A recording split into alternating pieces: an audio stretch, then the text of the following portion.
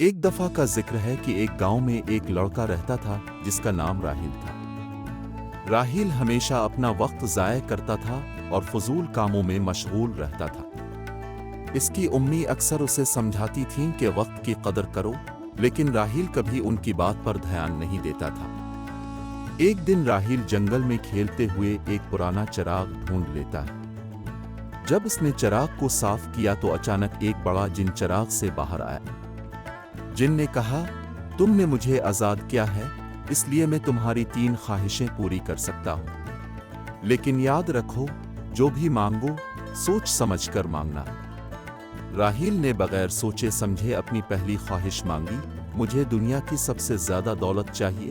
جن نے فوراً اس کے سامنے بہت سی دولت پیدا کر دی۔ راہیل خوش ہو گیا، لیکن جلد ہی اسے احساس ہوا کہ دولت زندگی کا اصل مقصد نہیں ہے۔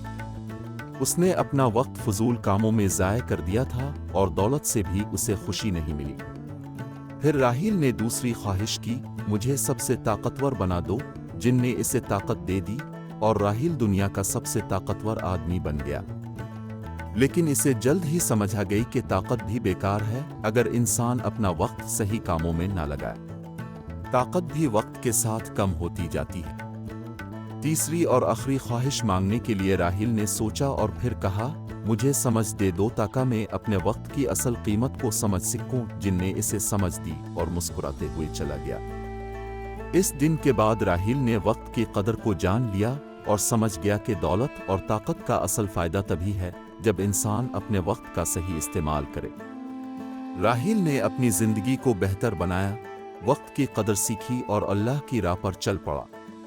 اس کہانی کا سبق یہ ہے، وقت سب سے قیمتی چیز ہے اور اس کی قدر کرنے سے ہی انسان اصل کامیابی حاصل کرتا ہے۔ دنیا کی دولت اور طاقت فانی ہے، اصل دولت وقت کا صحیح استعمال اور اللہ کی رضا میں ہے۔